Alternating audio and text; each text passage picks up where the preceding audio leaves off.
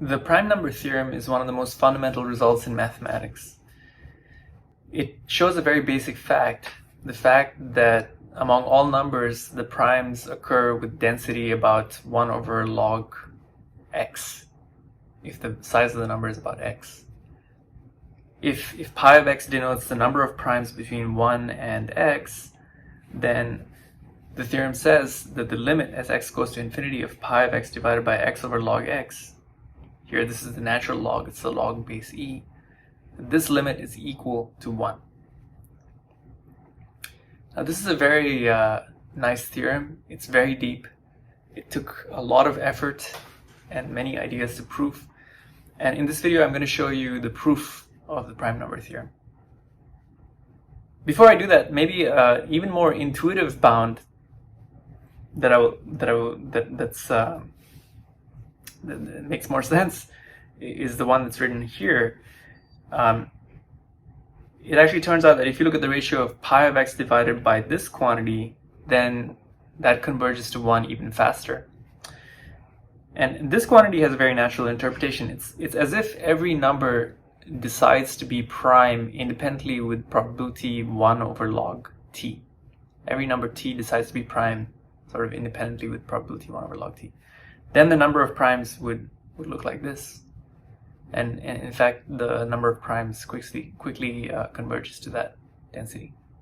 The prime number theorem involves a lot of deep ideas in mathematics. And in this video, I'm going to use many of these ideas, and they're really beautiful ideas. We'll talk about the concept of analytic continuation, Riemann's Zeta function, and Cauchy's famous residue theorem, which is a fundamental result in complex analysis. And we'll use all of these concepts to prove the prime number theorem. So let's get started. The first thing I want to say is that proving the prime number theorem is really about estimating the product of the primes up to x. Okay, in particular, if you can show that for every small epsilon, if x is large enough, then you have this estimate on the product of the primes up to x, then the theorem must hold. Okay, that's because the lower bound here implies that the product is at least e to the 1 minus epsilon times x, and this product is at most x to the power of the number of primes, right? Because each prime here is at most x. And if you take logs and rearrange, what you get is that the number of primes here must be at least 1 minus epsilon times our estimate x over log x. On the other hand, the upper bound implies in particular that it's also an upper bound on the product of the primes that are larger than x to the power 1 minus epsilon. And each of these terms in turn is at least x to the power 1 minus epsilon, the whole to the power, each of these terms is at least x to the power 1 minus epsilon, and the number of such terms is at least pi of x minus x to the 1 minus epsilon, because it's the total number of primes up to x minus the primes that we left out, and the number of primes we left out is at most x to the 1 minus epsilon. And once again, when you take logs, you get that the number of primes is at most 1 plus epsilon divided by 1 minus epsilon. This is very close to 1 times our estimate, plus some quantity here that's insignificant. It's much smaller than x over log x. Okay, so the upshot is it's enough to estimate this product, and that's what we'll focus on. Now I'm going to give you two different sets of ideas to prove estimates on this product.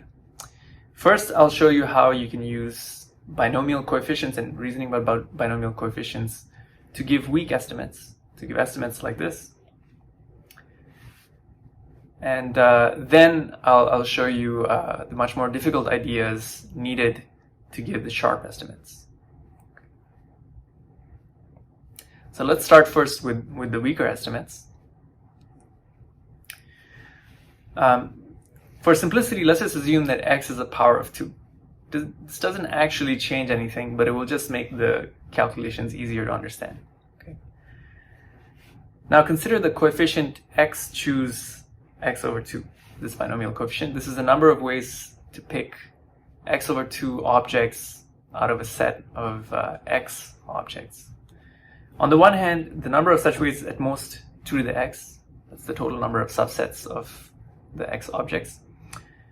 On the other hand, it's equal to this formula. This is a standard formula for the binomial coefficients. Okay, and the numerator here has x over 2 numbers. It's the product of x over 2 plus 1 all the way up to x. And the denominator also has x over 2 numbers, these ones. And you see that this number here must be at least the product of the primes between x over 2 and x. That's because every such prime occurs in the numerator but does not occur in the denominator. So it cannot be cancelled out in this ratio. Okay, so that gives us an estimate on the product of the primes between x over 2 and x, and we can now apply this estimate. So the product of all primes up to x is the product of the primes in this range times the product of the primes in this range, and so on. And that's at most 2 to the x for the first term, 2 to the x over 2 for the second term, and so on. That's equal to 2 to the power a geometric series in x, which is at most 2 to the 2x, and that's 4 to the x. Okay, so that's an upper bound on the product of the primes. You can also use the binomial coefficients to give a lower bound. This is only, it's slightly more complicated. So again, let's look at the binomial coefficients. It's well known that the middle binomial coefficient is the largest one. Okay, so in particular, the middle binomial coefficient is of size 2 to the x over x, or actually it's closer to 2 to the x over square root x. And this middle binomial coefficient, as we already explained, it looks like the ratio of two numbers which are products of x over two numbers each, a over b. The key claim here is that the number a over b is really smooth. It's far from being just a prime power. Okay. In particular, if any prime power divides a over b, then that prime power must be at most x. That's the key claim. So let's first prove the claim, and then we'll see how to use it to give an estimate on the product of primes. How can we prove the claim? Well, let's write a sub k to denote the number of multiples of p to the k in the interval corresponding to the numerator here. Okay, it's the number of multiples of p to the power k in the numerator. And let's say p to the m is the largest power that divides the numerator. The largest power of p that divides the numerator. Then I claim that m is equal to a1 plus a2 plus a3 and so on.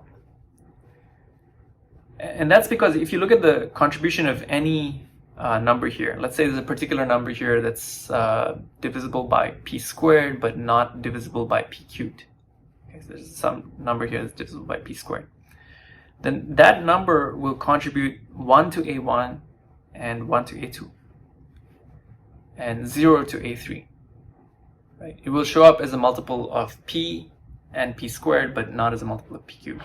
So it will contribute exactly the right quantity on the right hand side. It will contribute 2.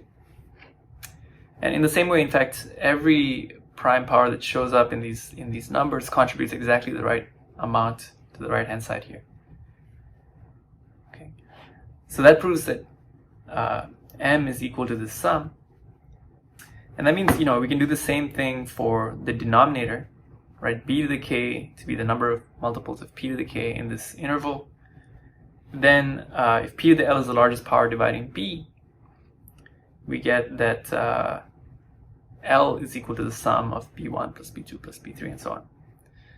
And this means m minus l is equal to a1 minus b1 plus a2 minus b2 plus a3 minus b3 and so on. But each of these numbers, for example, a1 minus b1, it's at most 1. It's at most 1. And that's because, both these numbers, intervals here are the same size. Okay, They have x over 2 numbers in them. And you know, if you just think about taking an interval of size x over 2, counting the number of multiples of p in that interval, say, now you start to move that interval over. So as you move that interval, the number of multiples of p, you know, it might go up by 1 and then down by 1, go up by 1 and down by 1, but it can never be significantly different. The difference for any two such intervals in the number of multiples of p can be at most 1.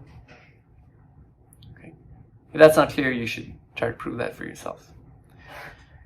So each of these quantities is at most 1, and the largest quantity that contributes, if it's q, then it must be the case that p to the q is at most x, because p to the q must occur in this, a multiple of p to the q must occur in this interval for that to happen. All right, so that proves the claim, and now let's use the claim to give an estimate on the product of the primes. Let's see, so what we've said so far is that if you look at the ratio A over B, you know, that has some prime factorization. And in that prime factorization, you know, you can consider the primes that occur with power 1 and the primes that occur with power bigger than 1. The total contribution of the primes that occur with power bigger than 1 is at most x to the squared x, because the value of the prime of this term here is at most x by the claim, and the number of such primes is at most square root x, because if p squared is at most x, then p can be at most square root x. So there are at most square root x such primes here, and each one contributes at most x, most x. So we get this inequality, and that means that the product of the primes is at least 2 to the x over x times x minus squared x. But you know, this term and this x here are insignificant. They don't really change the estimate much.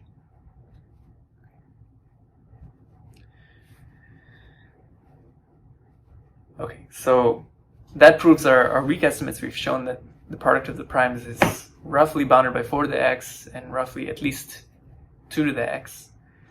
And now let's try and prove our sharper estimate, which is going to be significantly harder. The first observation I want to make is, you know, we talked about how we're really trying to estimate the product of these primes up to x. There are a number of other quantities that you can estimate that are also close to this quantity, and we'll actually use a different one. It'll be more convenient. So let me explain why they're all close. Well, you could look at the product of all the primes. You could look at the product for all prime powers that are at most x of p. This is only larger. This is only larger. You could look at the product of all prime powers that are at most x. That's even more larger, right, in general. Now, this largest number here, that you can express as the contribution of the primes that occur with power at most 1, and the contribution of the primes that occur with power larger than 1. But for each prime that occurs with power larger than 1, you know, the largest power that it can have is at most log x. Okay. This log is actually, it's log base 2. Okay. Log base 2 of x, but it doesn't really matter. So this part contributes at most p to the power order log squared x. That's what you get when you sum up these terms. And just like we argued earlier, the number of primes with p squared at most x, that's at most square root x. So this entire term here contributes at most x to the order squared x log squared x, and that's a tiny quantity for our purposes. It's 2 to the order squared x polylog x. So what this says is that all three of these quantities are close enough for our purposes. So we might as well, you know, prove the theorem with this quantity. In fact, we'll try to actually prove it with the second quantity here. Okay, so we'll try to prove the theorem with this quantity. We'll show that the product of all primes, prime powers at most x of p is very close to e to the x. And here's how we'll do it. Okay, this is the high-level approach that we'll take. There are three big steps that we'll take. The first step is we'll define the function f of x, which is log of this quantity we care about, minus x. And now I mean log base e, natural log. Now intuitively, f of x should be a quantity that's 0, or at least little o of x. Little o of x. This is what we want to show. So in the first step, we'll argue that it's enough to show that this integral converges. The integral from 1 to infinity of f of x over x squared. Okay. And the point is that if f of x has a linear component, if it looks like 0.1 times x, then this integral will not converge. Or if it looks like minus 0.1 times x, this integral will not converge. Okay. So that's the first thing we'll argue. And then in the second step, we'll use the famous Riemann's Zeta function, which is this function. And we'll study this function and use it to find an analytic function, namely a function that's differentiable over the complex numbers, g of s, which has a property that's equal to the integral we want for some values of s, in some part of the complex plane. Now, we really care about evaluating this integral with s equals 1. That's the point we care about. And we will show that this equality holds in some region that does not include s equals 1, at least in this step. That's what we will show. And then finally, we'll use Cauchy's residue theorem to show that it must be the case that actually this integral at s equals 1 must be equal to g of 1. Must be equal to g of 1. So those are the big three steps in the proof. Now, what I'm actually going to do is I'll first talk about step 1, then I'll discuss step 3, and finally I'll discuss step 2. I think that's the easiest way to understand all the pieces here. Alright, so let's start with step 1. So remember, we're trying to prove this theorem. And we define the function f of x as I described. And the claim I want to make is that it's enough to show that this integral converges. And let me show you why. Suppose it's the case that theorem 2 does not hold. Suppose there are an infinite number of x for which this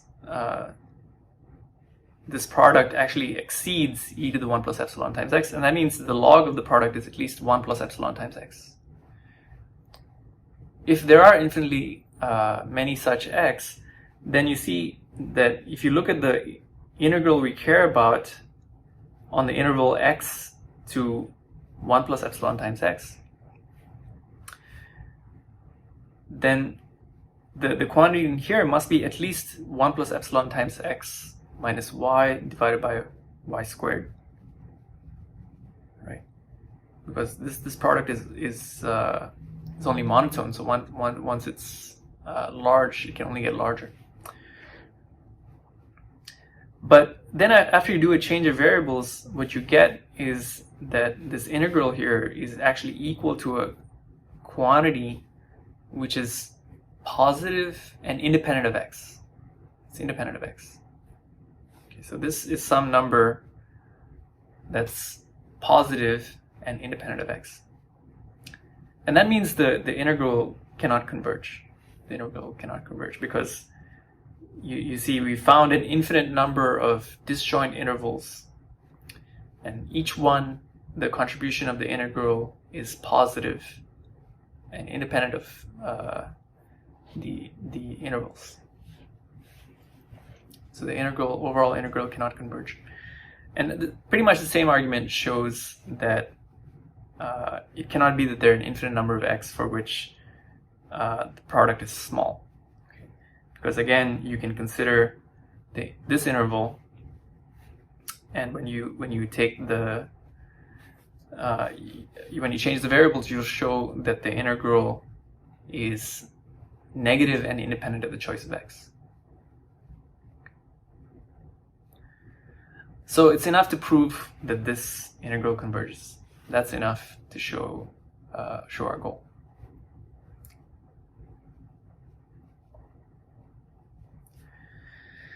All right, so that was step 1. And now let's jump to step 3 and see how to use Cauchy's residue theorem. And before I do that, I'm going to review some basic concepts from complex analysis that we're going to use. Given a complex function f of z, we'll say it's analytic at the point z if it's differentiable in some small neighborhood around z. And it turns out that's equivalent to saying that f of z is equal to its own Taylor series in that neighborhood. That's what it means to say that f is analytic. Now, what Cauchy's residue theorem says is that if f is analytic in some domain like this one, U, then if you take a closed curve around 0, like this one, like C here, then the integral of f of z over z along that curve is equal to f of 0 over 2 pi I. Okay. So you can access the value of f at 0 by taking an integral at points that are around 0. And that's really powerful. This is perhaps the most fundamental result in complex analysis.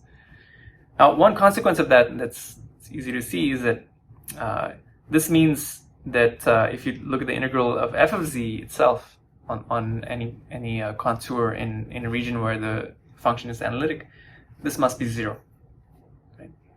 You can prove this statement from this one by setting f of z to be z times f of z over z. Then you see that z times f of z at 0 is 0. So a consequence of this theorem is that, a powerful consequence is that if you're trying to take the integral along some curve from the point A to B in a region where the function is analytic, it doesn't matter what path you choose. Okay? This path will give you the same result as this path. And that's because if you look at the integral, of the entire curve around this way, that integral must be 0. So it means both paths must contribute the same. So that's an important consequence. So these are the tools we're going to use now to reason about the integral we care about. So here's a key theorem that we'll use. Okay, we have this function f, and we want to show that this integral converges. We've already shown, using the binomial coefficients, that the function f is bounded, right? The value of f of x is at most order x. The magnitude of f of x is at most order x. We're going to use the Riemann zeta function to find a function g of s with the properties that are assumed here in this theorem. Okay, but for now, let's assume that we just have some g of s with those properties. So the theorem says that the theorem that we'll prove now using Cauchy's residue theorem says that if you have a function g of s that's analytic when the real part of s is greater than or equal to 1, and g of s is equal to the integral here with instead of x squared we have x to the 1 plus s. If it's g of s is equal to this integral when the real part of s is strictly bigger than 1, then it has to be the case that the integral converges, and in fact it converges to what you expect it to. It should converge to g of 1. So this is a theorem that we'll prove. All right, so let's go about trying to use Cauchy's residue theorem to prove this. It's convenient to change the variables, so let's do these change of variables. Let's set s to be equal to 1 plus z, x to be equal to e to the t, and let's write capital F of x to be f of x divided by x.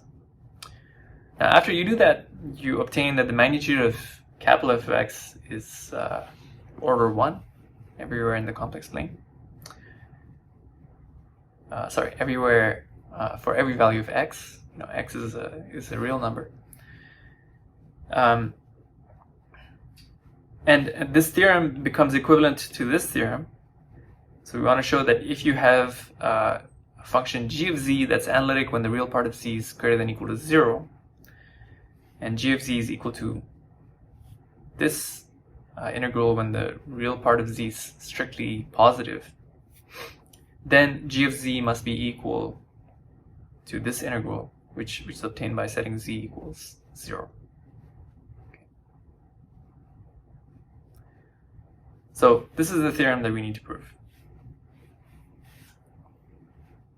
So in order to prove this theorem, as I said, we're going to use Cauchy's residue theorem. So let's discuss how we can do that.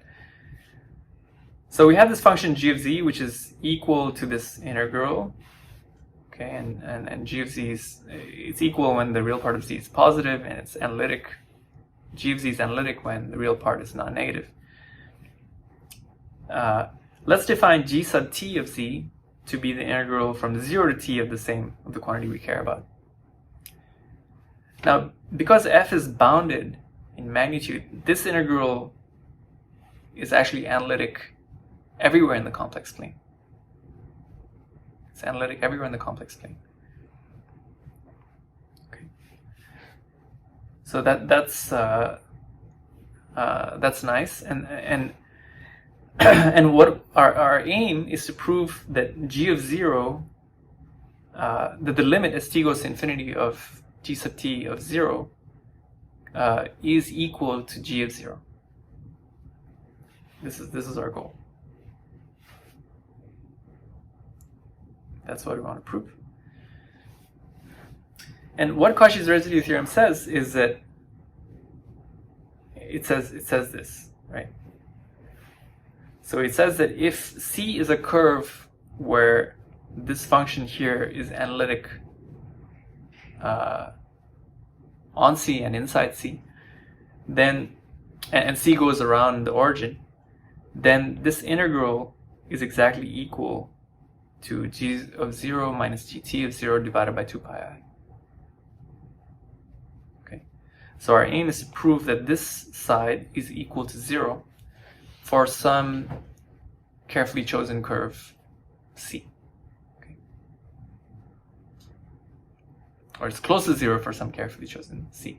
Actually, what we'll do is we'll find a curve C, and we'll show that we can always choose a curve C, so this quantity is very, very small. It can be as small as you want, and that will prove that it must be equal to 0. That this quantity must be equal to 0. All right. So the whole game now is to try and find a curve C satisfying all the conditions we needed to satisfy for this equality to hold, where we can analyze this integral. Okay. So let's try and do that. The most natural thing to try and do is to try and find some curve C where pointwise every point of the integral, the sort of the integrand is tiny in magnitude. So let's try to bound the magnitude of the thing we're integrating, okay, which is this. So how can we bound this? Well, the difference of these two functions is the integral from t to infinity of the thing we're integrating. Okay, and the magnitude of this part is at most the magnitude of f times e to the minus the real part of z times t, right? Magnitude of this thing is equal to e to the minus the real part of z times t. So when you integrate the magnitudes here, what you get is you get a contribution b, which comes from just the magnitude of f here, And then you get this contribution that comes from integrating this part. Okay, and this integral makes sense. We can integrate this as long as the real part of z is greater than 0. Right? When the real part of z is greater than 0, we can integrate this quantity, and this is the result.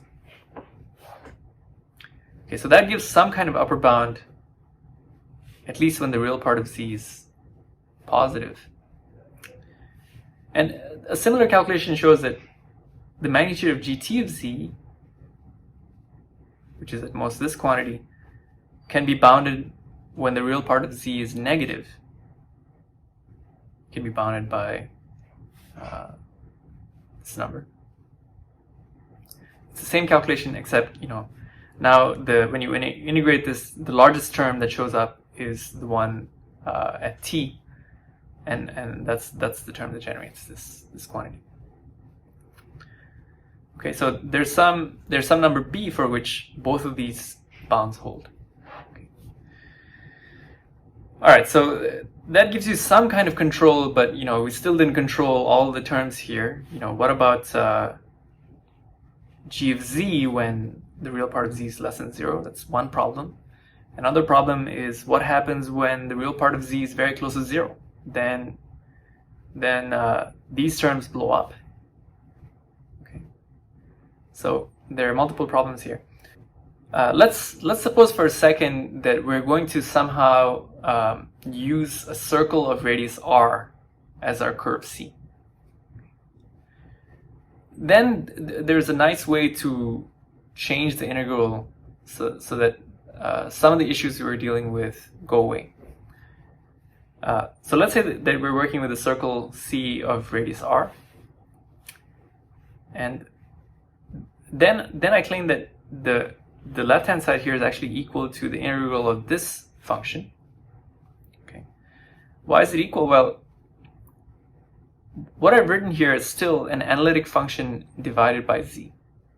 It's an analytic function divided by z, because this is an analytic function, and here I have basically an analytic function plus r over z, and here I have a factor of 1 over r, so there's a 1 over z here, contribution here, and this still looks like an analytic function divided by z.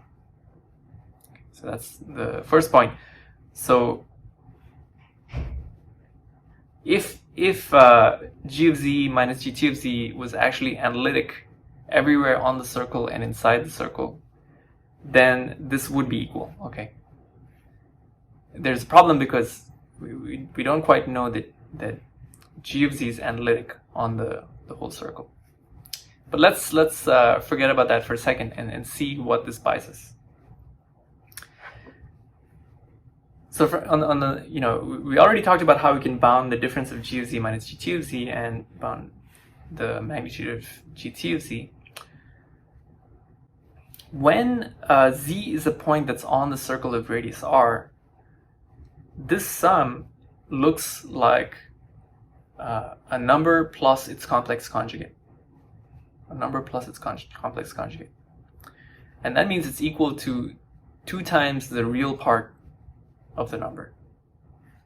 It's equal to this quantity.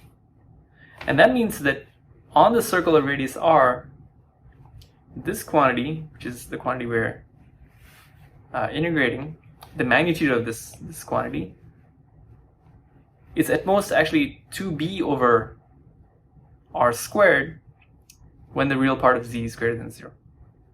Okay, so the real part of z here cancels out this term, and the magnitude of e to the zt cancels out this term. Okay, so this magnitude is at most 2b over r squared. And the same calculation shows that the magnitude of this term is at most 2b over r squared for the same reason. Okay. So this at least got rid of the problem that as z gets closer to real part, gets closer to having a real part of 0, the bounds we have don't blow up.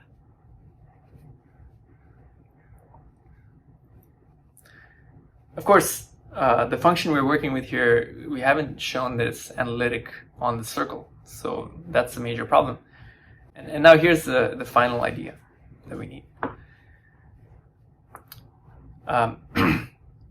Let's take the circle of radius r. Okay, that's the circle that I've drawn here on the right. And we know that g is analytic when the real part of z is greater than or equal to 0. And that means that there is this red curve here that lies slightly left to the y-axis in the complex plane, where g is actually analytic on the entire red curve. Okay, and that's because, you know, for every point here, g is analytic in a neighborhood of that point. So there's some distance delta that you can move to the left here. Delta depends on r, where g will actually be analytic in the entire on the entire red line. So the region of integration that we'll use, the curve that we'll use, is this one. Okay, it's the blue region and the red region. So that's how we'll integrate the term we care about, and in that region, everything here, you know, this really looks like an analytic function divided by z. So this equality does hold. And how can we bound this? Well, the calculation we showed before says that the blue region contributes at most order 1 over r, okay, because the length of this blue line is order r, and the value is order b over r squared. Now, when it comes to the red region, there are two terms that contribute. One is the term that corresponds to gt of z, and the term that corresponds to g of z. The term that corresponds to gt of z, because gt of z is analytic everywhere, the integral on the red region here is equal to the integral on the black line, on the left half of the circle. So we can bound the contribution of gt of z in the red region by the contribution of gt of z in the black region, on the black line. And so that contribution is also 2b over r squared and contributes at most order 1 over r. Finally, the only remaining term is the contribution of g on the red region, this term. But that contribution is also small because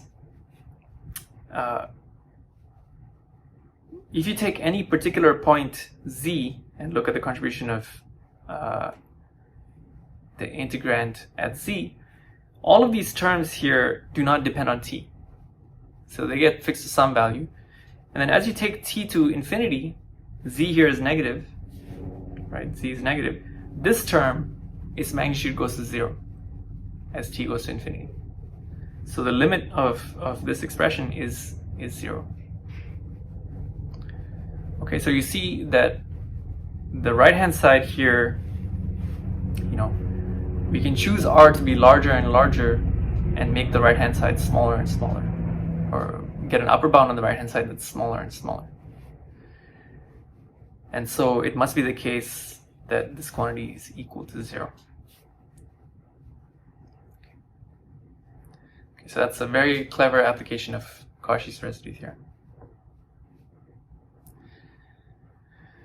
All right, so that was one big step involved in the proof of prime number theorem. And the only part that's left is to show how to find this analytic function g of s. Now let's turn to the remaining part of the proof. Let's use the Riemann zeta function to find an analytic continuation of this integral. Let's start with the assumption that s is a real number that's larger than 1.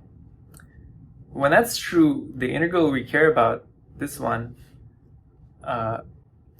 it actually consists of two terms that both converge. Okay. The first term, or one of the terms, x over x to the 1 plus s, contributes, you know, that's a convergent integral, and it contributes 1 over s minus 1. And the second term, this one, you can break it up into an integral sum of all prime powers p to the r, the integral from p to the r to infinity of log p over x to the 1 plus s. Okay, that's because the p to the r term here contributes only in this interval. And this integral also converges. Okay, and we can integrate it to get this expression, log p over s times p to the rs. Okay. So that is the function. This is the function that we would like to find an analytic continuation for. Now let's use the Riemann zeta function. The zeta function is defined to be this sum, which when s is bigger than 1 is a convergent sum. Okay. And a key observation is that this sum can be expressed as a product over all the primes like this. And intuitively, the reason this equality holds is because if you look at this product here, when you open up the product and look at all the terms that are generated, every term corresponds to the product of a subset of prime powers to the power s. And that's exactly equal to the terms that are on the left-hand side, because every n here is a product of a subset of the prime powers. Okay, to prove that this equality holds, you actually need to check that this product is a convergent product. Okay, the product converges. It's not too difficult, but I'm going to leave out the details here. The idea is just, if you look at the first k primes and look at the product you have there, you will generate a subset of the terms here, and you just need to argue that as you add more and more terms to this product, that sequence converges. Okay. It's not too difficult by reasoning about the terms that appear on the left. Now, this expression can be rewritten like this. That's a nice formula. Using the identity, 1 over 1 minus x is 1 plus x squared plus x cubed, and so on. Okay, so that's the Riemann zeta function. Now, how is this function connected to the integral we care about? Well, consider now I'm going to define g of s, which is the analytic continuation that we're after. Define g of s to be minus 1 over s times the derivative of zeta of s divided by zeta of s minus 1 over s minus 1. Now, if you look at this formula here and you take its the derivative and divide it by zeta of s, what you obtain is what's written over here. This term, which after some manipulation, I'll leave it to you to do it for yourself, gives you exactly the same expression that we had here. Okay. So that's the connection between the zeta function and the integral we care about. Okay, so at least when s is a real number bigger than 1, all of these equalities hold and everything here makes sense. The first key observation is that actually everything that I said is also true when s is a complex number whose real part is bigger than 1. Then again, all of these integrals converge. This integral converges. These expressions converge and they make sense because the magnitudes of these numbers look like n to the real part of s. And this formula also makes sense. So as long as the real part of s is strictly bigger than 1, g of s really is equal to the integral we care about. The remarkable property of the zeta function, and one that's really powerful, is that the zeta function has an analytic continuation to the entire complex plane, except for one point, the point where s equals 1. Okay, and that's really powerful. And it's related to the central role played by the zeta function when discussing these kinds of questions. For today, I'm not going to show you that the zeta function can be continued to the entire complex plane. I'll just show you something that's good enough for us, which is that it's possible to continue the zeta function on to all the points where the real part of s is positive, except for the point s equals 1. Okay, so I'm going to show you that the zeta function is equal to this formula here, where this integral here, this function here, is analytic as long as the real part of s is positive. And the fact that this is analytic for the real part when the real part of s is positive is not too hard to check. It's because, you know, if you look at what's written here, the numerator is a number between 0 and 1. It's bounded. And the denominator has x to the power some number with real part bigger than 1. So this integral actually converges absolutely. And that means that this function is actually analytic in this domain. Now, when the real part of s is bigger than 1, the right-hand side, this side, it's equal to this expression, because actually this integral of the first term here is cancels out with this s over s minus 1. So the right-hand side is equal to this expression. And that we can break up as a sum n going from 1 to infinity of the integral from n to n plus 1 of Sn divided by x to the power s plus 1. Okay, because this floor here is n in this interval. And now let's do the integral. So when you do the integral, we get two terms, one that looks like n over n to the power s, and the other one that looks like n over n plus 1 to the power s. But the second sum can be rewritten as a sum of n minus 1 to n to the s, divided by n to the s. That's because it's just like shifting the sum, the terms of the sum, and adding a term which is 0. Adding a term which is 0. And now you see that this sum is exactly the same as the zeta function. Okay, so the upshot is that we found here an expression which is analytic everywhere when the real part of s is positive, except for the point s equals 1. And when the real part of s is bigger than 1, it's equal to the definition of the zeta function we saw before. Okay. So now going back to our function g of s, we'll try to use this analytic continuation of zeta of s. And the key claim that I'm going to prove is that the g of s we defined here is actually analytic as long as the real part of s is greater than or equal to 1. Okay. We've already shown that it's equal to the integral we care about when the real part of s is strictly bigger than 1. But the only remaining claim is to show that it's actually analytic when the real part of s is greater than or equal to 1.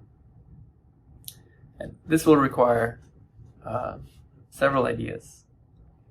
So we're starting now from the fact, so at this point we know that zeta of s has this analytic continuation. And I want to use that to prove that g of s is analytic when the real part of s is greater than or equal to 1. The first case I want to handle is the case when s is exactly equal to 1.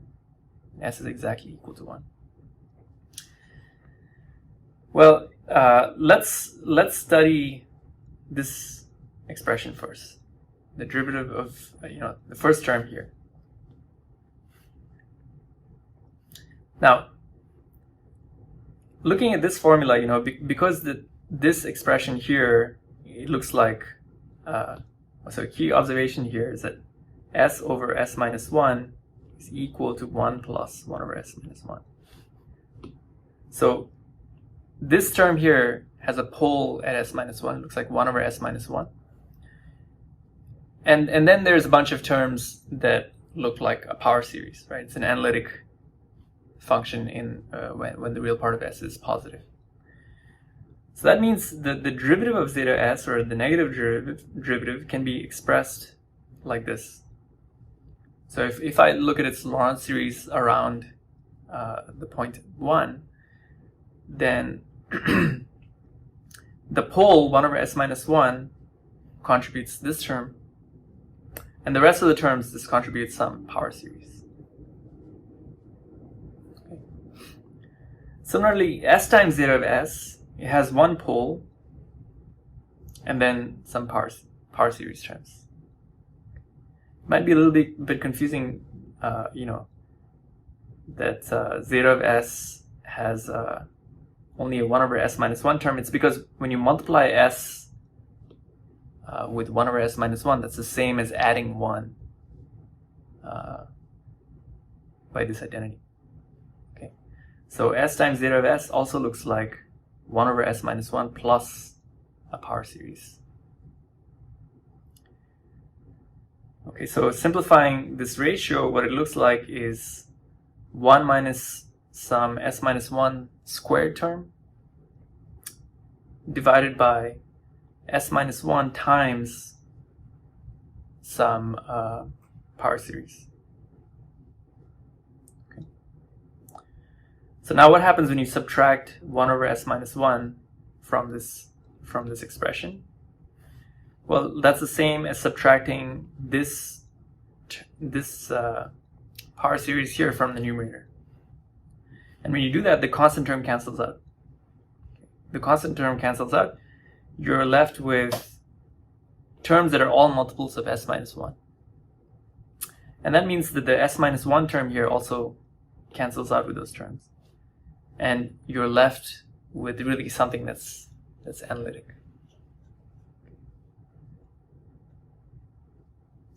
It's a ratio of two power series around s minus 1, and so it's differentiable. The denominator does not vanish at s equals 1. So at s equals 1, g of s is analytic. Now, what about the remaining points? Then there are some other potential problematic points. Certainly, g of s cannot be analytic when zeta of s vanishes. Zeta of s vanishes. And so the next thing we're going to prove is that zeta of s does not vanish whenever the real part of s is greater than or equal to 1. And these are the only remaining points that we need to be worried about. Because if zeta s does not vanish and s is not equal to 1, then for all such points, this function is analytic and this function is also analytic. Okay. So the only remaining problematic points are points where zeta of s is equal to 0. And we'll actually prove that there are no such points in the region we care about. There are no roots of zeta s in the region where the real part of s is greater than or equal to 1. And this is now, it's going to be a very clever argument. So how can we do that? Well, let's use this. The first thing you can observe is that by looking at this convergent product, in the region where the real part of s is strictly bigger than 1, zeta of s cannot be 0. And one way to see that is to look at the log of this product and show that the log actually converges. And it does when s has real part bigger than 1. The log of this expression here looks like the sum of logs, and each log behaves like roughly 1 over p to the s in magnitude. And so the log actually converges when the real part of s is bigger than 1. So the only case we need to worry about is when the real part of s is exactly equal to 1. And we need to show there that zeta of s does not equal 0. Now, suppose zeta of s has a root of order a at the point 1 plus I times alpha, where alpha here is a real number. Now, if it has a root of order a, then it also has a root of order a at 1 minus I times alpha. You can see just by looking at this formula. It's the conjugate. So what do I mean that zeta of s is a root of order a? It means that when you look at the power series expansion of zeta of s around this point, then it looks like, the first term you get is s minus this point to the power a. Okay. And then higher order terms. Now consider the function kappa of s, which is this function that we actually looked at it here, right? It's the same function we've been studying. Now we've already shown that this function is equal to this sum. Okay, that's what we showed here, right? And we've also expressed this as s times gs plus 1 over s minus 1.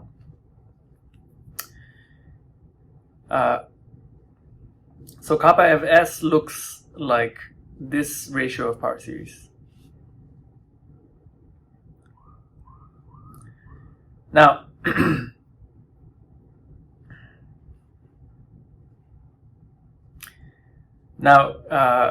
let's look at the limit of epsilon times kappa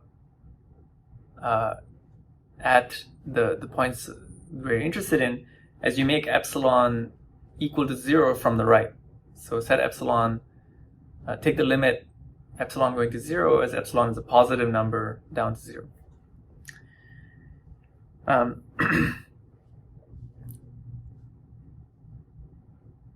From this formula, it's clear that this limit must be equal to 1. Okay, because g of s is, we've already shown it's analytic in the region where the real part of s is bigger than 1. So that does not blow up, and that contributes nothing. And this remaining term here, this 1 over s minus 1, is going to contribute 1. Okay. So the limit of epsilon times kappa to the 1 plus epsilon is equal to 1. And if you look at the points 1 plus or minus I alpha plus epsilon, then the same limit must be equal to minus a. And that's because if you look at the power series expansion, you see that's what's contributed by the leading terms here. And the other terms are insignificant. Okay. The leading term here will contribute a, and will actually contribute minus a. And that's exactly what's contributed. Okay, so my goal is to show you that a cannot be equal to a positive number. That a must be actually 0. Okay, which would show that s is not a root of zeta. So what do we have here? Here we have, so now consider this sum. So in this sum I have the sum over all prime powers of log p to the r times 1 plus epsilon, and here I have p to the I r alpha over 2 plus p to the minus I r alpha over 2 and the whole squared. The point of doing this is that when you open this square, you end up with, all of the powers here, when combining these powers, give you kappa to the 1 plus epsilon plus I alpha, kappa to the kappa of 1 plus epsilon plus I alpha, kappa of 1 plus epsilon, and kappa of 1 plus epsilon minus I alpha. Those are the three kinds of terms you get when you open up this square. Okay, using this identity. That's on the one hand. On the other hand, if you look at this number, every one of these numbers is a real number. It's a real number, and we're squaring it. So this is a positive number, and this is a positive number. So this sum is also a positive. Sum is also positive. So the idea here is that, now I'd like to take, the limit as epsilon goes to 0 from above of epsilon times the sum which will be equal by these calculations to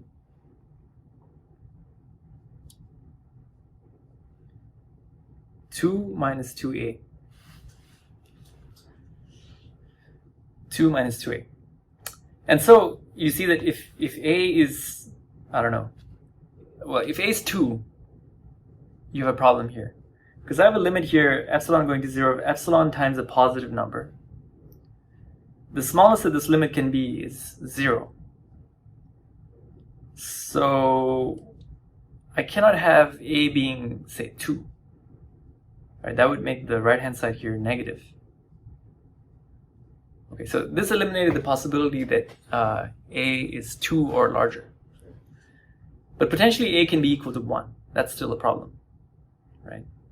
And we also want to show that a cannot be equal to 1. Okay, so let's now add one more twist that will handle the case that a is equal to 1 as well. Let's say zeta of s has a root of order a at 1 plus or minus I alpha and a root of order b at 1 plus or minus I 2 alpha.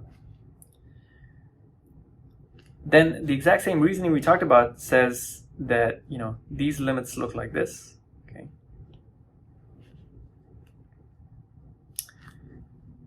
And if you now look at this sum with where I have here the fourth powers, then again this is a positive number. But now when I expand these terms, the coefficients I get look like this. Right? This is the 6 here is 4 choose 2.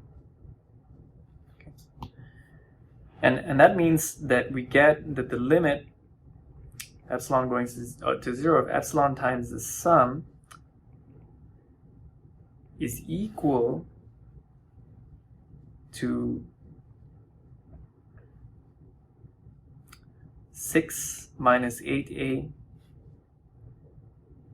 minus 2b. And now you see you have a problem, because if a is equal to 1, this has to be a negative number. It's a negative number, but on the left hand side this limit cannot be less than 0.